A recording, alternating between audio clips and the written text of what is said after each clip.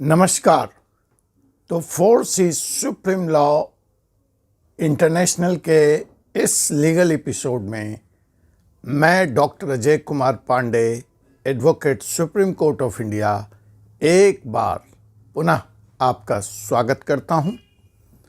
जी हां साथियों, आज फिर पेश खिदमत है जानकारियों से भरा एक एपिसोड, कानूनी जानकारी जो आपको सशक्त बनाती है और आपके जीवन को सरल बनाती है और आपको सफल होने का मंत्र बताती है। तो जी हाँ जनाब, आज एक बार फिर मैं विषय लेकर आया हूँ विदेशी छात्र, भारतीय शिक्षा व्यवस्था। जी हाँ, सीधे तौर पर भारत के करोड़ों लोगों के स्वास्थ्य से जुड़ा मसला, विदेश से कर डॉक्टर बनकर विदेशी डॉक्टर। बढ़िया होगा कि इस एपिसोड का नाम रखा जाए विदेशी डॉक्टर और देसी मरीज। तो जी हाँ जनाब, एक बार पुनः बात होगी विदेश से MBBS डिग्री लेकर लौटे छात्रों के बारे में। जी हाँ, बात होगी जो विदेश जाकर विदेशी डॉक्टर भी बनना चाहते हैं और भारत में आकर अपनी सेवाएं देना चाहते हैं, देसी मरीजों का इलाज करना चाहते हैं। जी हाँ, बात होगी जो अभी वहाँ अध्ययनरत हैं उनके भी कानूनी हक और हुकूक के। इस एपिसोड का जो बैकग्राउंड है, ये एपिसोड जो लाना पड़ रहा है, उसके पीछे वही मसला है जो कोरोना के टाइम में आपने देखा कि एक लंबा संघर्ष चला यूक्रेन में। जो भारतीय छात्र पढ़ रहे हैं उनके अधिकारों का लेके वहाँ युद्ध के कारण वो अपनी पढ़ाई पूरी न कर पाए। फिलीपींस से कुछ छात्र लौटे जो अपनी पढ़ाई पूरी न कर पाए। चाइना में भी बहुत सारे भारतीय छात्र फंस गए कोरोना के काल में और उनका भविष्य न इधर का रहा और न उधर का रहा। अपने पिछले एपिसोड में इन विषयों पर बड़ी विस्तार से मैंने बात की है। तो अगर आपने अब तक 4C सुप्रीम लॉ इंटरनेशनल के इस चैनल को सब्सक्राइब नहीं किया है तो सबसे पहले तो जाकर इस चैनल को सब्सक्राइब करें, उन पुराने वीडियो को देखें अगर आपकी इस विषय में रुचि है या अन्य कानूनी विषय में। और जी हाँ जनाब, बेल आइकन बटन को भी प्रेस करना ना भूलें ताकि आपको नए नए एपिसोड की जानकारी समय से उपलब्ध हो जाए। तो जी हाँ जनाब, जो विषय है वो आप जानते हैं कि जब विदेश से आप MBBS का डिग्री लेकर भारत लौटते हैं या भारत लौटना चाहते हैं, यहाँ सरकारी नौकरी में आप जाना चाहते हैं या आप यहाँ पे एज इंडिपेंडेंट डॉक्टर प्रैक्टिस करना चाहते हैं, तो एक स्क्रीनिंग एग्जामिनेशन है, उसके दौर से आपको गुजरना पड़ता है। अब स्क्रीनिंग एग्जामिनेशन की जानकारी तो आप सभी लोगों को है, जैसे ही आप विदेश जाते हैं। अब पुरानी बात हो चुकी है, इसलिए लोग इसके बारे में जानते हैं। अब इस एपिसोड में हम जो बात करने जा रहे हैं कि क्या स्क्रीनिंग एग्जाम MBBS करके लौटे हर भारतीय छात्र को या IPO इंडियन रेजिडेंट एब्रॉड को जो भारत में प्रैक्टिस करना चाहता है बैठने की इजाज़त देता है? पहला सवाल। इसके बैठने के भी अपने कुछ मापदंड हैं, कुछ एलिजिबिलिटी हैं। तो आपको यह ध्यान रखना पड़ेगा कि सिर्फ आप अगर डिग्री लेकर आ गए तो स्वतः ही आप इस एग्ज़ाम में नहीं बैठ सकते, और जब आप बैठ ही नहीं पाएंगे तो पास और फेल होना तो दूर की बात है जनाब। और आपका जो डॉक्टर बनने का सपना है, भारतीय मरीजों के इलाज करने का सपना है, वह अधर में लटक जाएगा। तो सबसे पहले इस एपिसोड में हम समझेंगे कि किनको स्क्रीनिंग टेस्ट में बैठने की इजाज़त होती है और किनको नहीं होती। जो दूसरी बात हम इस एपिसोड में समझेंगे या समझने का प्रयास करेंगे वह है कि क्या इस स्क्रीन टेस्ट से क्या कोई ऐसा रास्ता है कि इस स्क्रीन टेस्ट में बैठे बिना ही मैं अपनी प्रैक्टिस भारत में शुरू कर सकूं, क्योंकि विदेश से जो छात्र MBBS करके लौटे होते हैं उनके सामने इस स्क्रीनिंग टेस्ट को क्लियर करने का एक बड़ा सवाल होता है। लाखों करोड़ों कोचिंग्स, उनसे लाखों करोड़ों की फीस इस एग्ज़ाम में पास कराने, इसकी तैयारी कराने के नाम पर वसूलते हैं। और बहुत सारे छात्र ऐसे हैं जो विषय में और विदेशी पढ़ाई में और भारतीय इस स्क्रीनिंग टेस्ट के पाठ्यक्रम में अंतर होने के कारण इस टेस्ट को क्वालिफाई नहीं कर पाते। तो इन सारी परेशानियों से, इन सारी दुश्वारियों से, इन सारी मर्ज़ों से मैं आप डॉक्टर भाइयों को कैसे बचा सकता हूं, इसी की बात इस एपिसोड में मैं करने जा रहा हूं। तो अगर आप अब तक इस चैनल से नहीं जुड़े हैं तो जुड़ जाइए। तो आइए हम बताएंगे आपको कि इस स्क्रीनिंग टेस्ट के मर्ज से कैसे बचा जा सकता है। क्या भारत में बिना स्क्रीनिंग टेस्ट क्वालिफाई किए हुए भी डॉक्टर बना जा सकता है? सवाल नंबर 1 तो मेरा जवाब है हाँ, बना जा सकता है। अब आप जानना चाहेंगे कैसे, तो मैं बताऊंगा, लेकिन पहले आइए हम कुछ इस बात की चर्चा कर लेते हैं कि आखिर इस स्क्रीनिंग टेस्ट में कौन बैठ सकता है और कौन बैठ ही नहीं सकता, और कौन बिना बैठे ही भारत में अपनी प्रैक्टिस शुरू कर सकता है। इन 3 सवालों का जवाब मैं इस एपिसोड के अंत में दूंगा। पहले आइए कुछ और बुनियादी बातें हम इसमें कर लेते हैं। मसलन उन छात्रों से जो विदेश में पढ़ने का ख्वाब देख रहे हैं, आने वाले दिनों में प्लानिंग कर रहे हैं। मैं नहीं चाहता कि आपके साथ वही हो जो फिलीपींस से लौटे छात्रों के साथ हुआ, जो चाइना से लौटे छात्रों के साथ हुआ, या जो यूक्रेन से लौटे छात्रों के साथ हुआ। अगर इन दुश्वारियों से, इन परेशानियों से आप बचना चाहते हैं जनाब, तो आपको निम्न बातों का ख्याल रखना होगा। If you want to avoid the problems of the students who have completed the MBBS degree from abroad, especially from China, Philippines and Ukraine, you have to keep following points in mind. What are those important points? सबसे पहले जो आप दाखिला लें तो आप यह सुनिश्चित करें कि आप जिस यूनिवर्सिटी में, जिस देश में दाखिला ले रहे हैं, वह संस्थान, वह यूनिवर्सिटी इंडियन मिशन एब्रॉड, जो भारतीय दूतावास हैं, उनकी लिस्ट में, उनके द्वारा रिकमेंडेड इंस्टीट्यूशन की लिस्ट में शामिल है या नहीं है। इसकी लिस्ट आपको NMC के वेबसाइट पर भी मिल जाएगी। यह सुनिश्चित करना बहुत ज़रूरी है। देखिए, NMC या भारतीय मिशन, मैं यहाँ स्पष्ट कर दूँ, वो रिकमेंड करते हैं सिर्फ, वो उनको किसी तरह का सर्टिफिकेट या प्रमाण पत्र नहीं देते। एक तरह का रिकमेंडेशन है।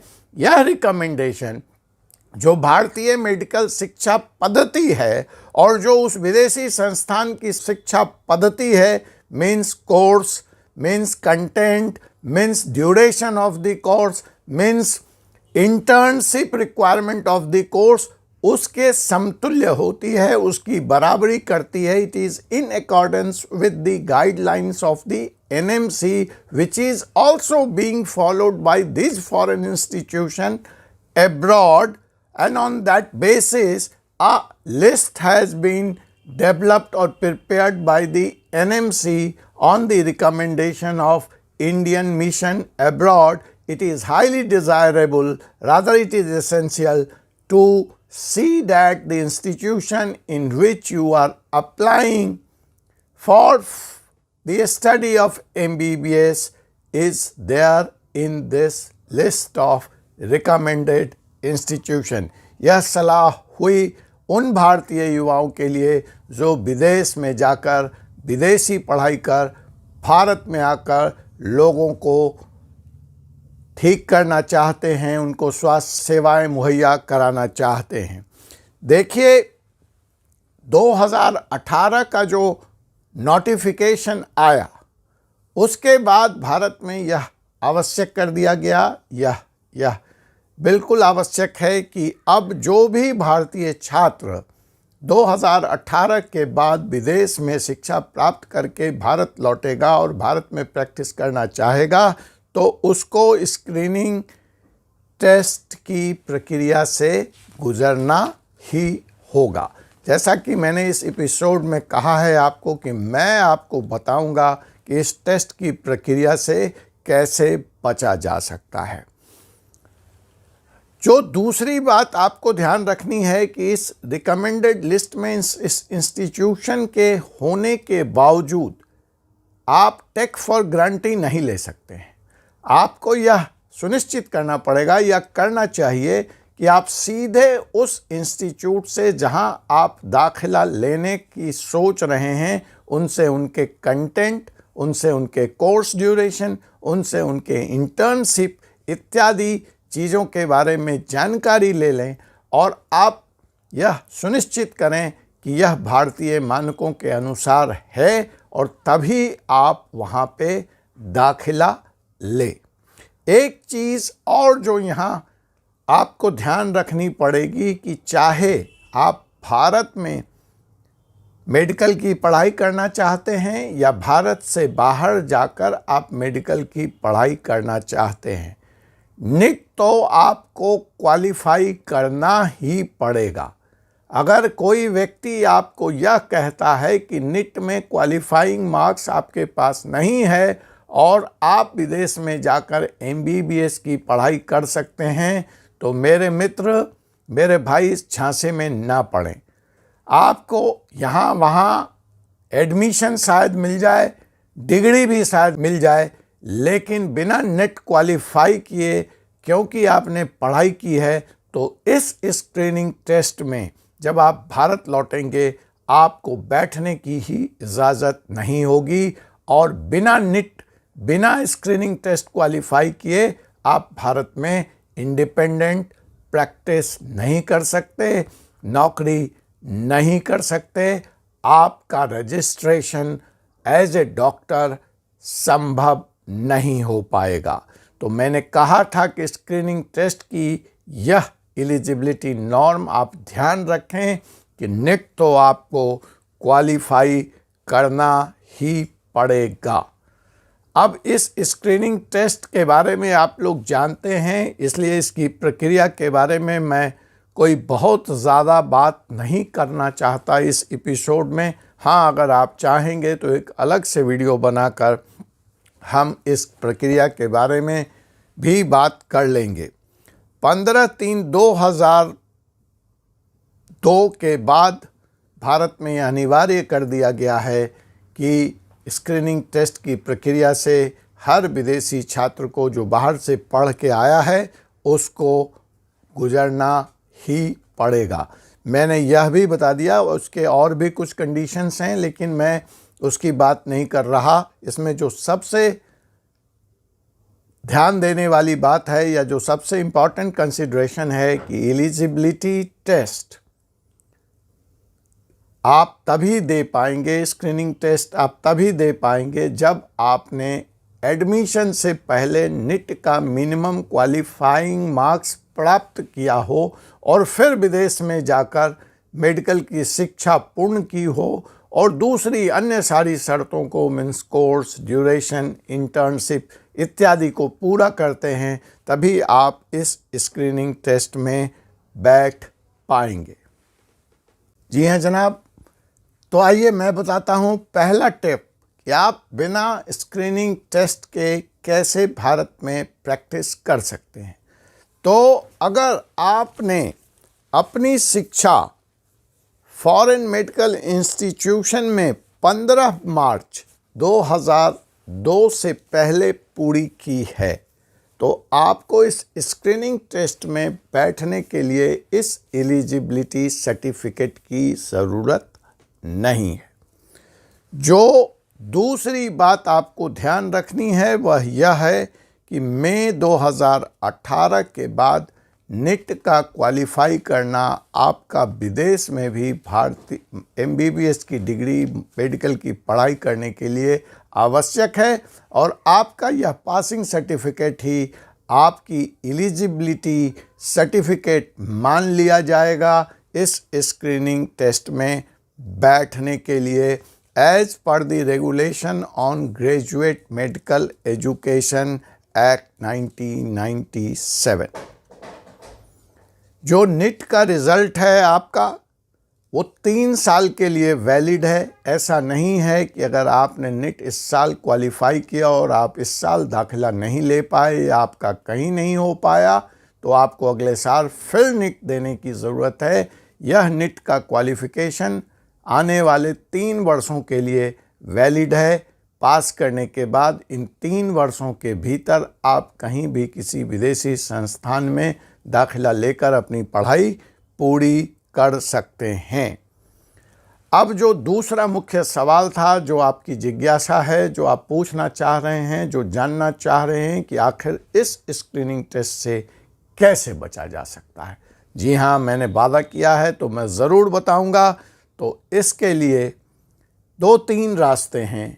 रास्ता नंबर पहला, अगर आपने MBBS की पढ़ाई undergraduate medical degree Australia, नोट कीजिए, Australia, Canada, New Zealand, United Kingdom एवं यूनाइटेड स्टेट्स ऑफ अमेरिका से लिया है तो आप सीधे आकर इंडियन मेडिकल काउंसिल या स्टेट मेडिकल काउंसिल में बतौर डॉक्टर रजिस्ट्रेशन के लिए अप्लाई कर सकते हैं और आपको इस स्क्रीनिंग टेस्ट में बैठने की ज़रूरत नहीं है।